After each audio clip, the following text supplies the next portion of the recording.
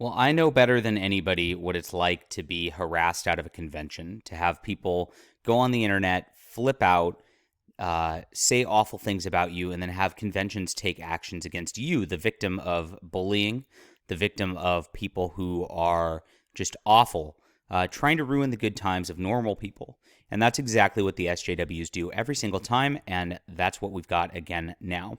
Now, if you want to read a comic book about, some good crusades, about a good Christian knight going and traveling and fighting in the Holy Land and then fighting in a fantasy land after that, you should check out Deus Vult. It's still live on Indiegogo.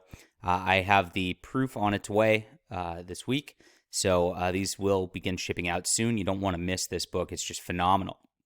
But you'll get some good content, in the first few pages of some stuff that would trigger the people who were triggered by this convention here.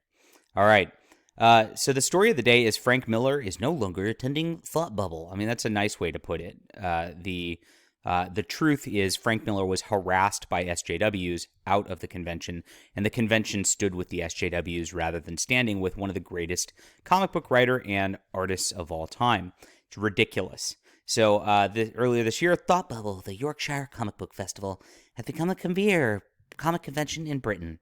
And they got a nice tweet from this company called Shortbox, who I guess wanted to harass Frank Miller because of a book he made back in 2011, which apparently showed Muslims as a bad guy, which you're not allowed to do. You're not allowed to do anything but have a white male Christian as a bad guy in your books.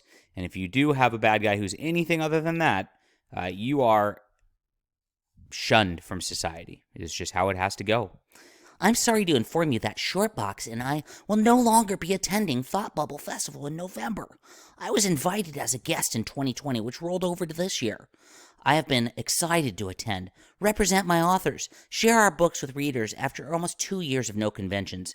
However, as a proud Muslim woman, I can't in good conscience attend a festival that deems it appropriate to invite and platform Frank Miller, a person responsible for the propagation of abhorrent anti-Muslim hate, particularly via his work, which is fictional. He can't write a fictional story where there's a Muslim villain in it. Oh my, this is crazy. Anti-Muslim bigotry is repugnant and condemnable, yet has become so rooted, so widely accepted in society that it cannot even be given a cursory consideration. As evidence again in this situation, I cannot comprehend how time and time again festivals and communities within comics espouse values regarding inclusivity, diversity, comics being for everyone, zero tolerance on hate, but all service evaporates when they are to enact those same values.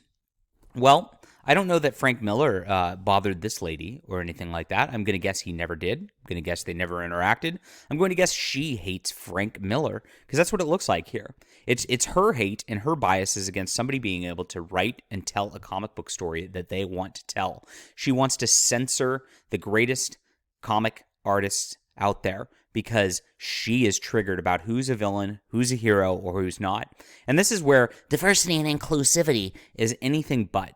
It never is. It's always one viewpoint. It's always the same thing. You always, as I said earlier, have to have a white male Christian villain or else. And that's it. So this is a bizarre thing. And the company, the group of this Thought Bubble group, took 8 weeks to mull this over and then decided to harass Frank Miller along with this lady. So this lady couldn't just leave Frank Miller alone, couldn't just exist, couldn't coexist, couldn't just be diverse and inclusive. She had to shun somebody else. And then these cowards, I was going to say a much worse word, but I'm going to go with cowards. These cowards had to equivocate to this lady. Oh, gosh, it makes me so sick. So he had a graphic novel response to the events of 9/11, which, of course, Islamic extremists attacked the United States and ran planes into buildings. This is a thing. And he has a villain in there that's a Muslim, and that's it. So it's not that hard. It is just a comic book. Get the fuck over it, SJWs. Allow people to make the comics they want. And that's all. All right. Well, as these conventions go, they're becoming more and more useless. We've already talked about San Diego Comic-Con and their little SJW fest of an online convention, which got less views than a lot of videos on this channel. Freaking bizarre. But at the same time, these conventions are just shooting themselves in the foot.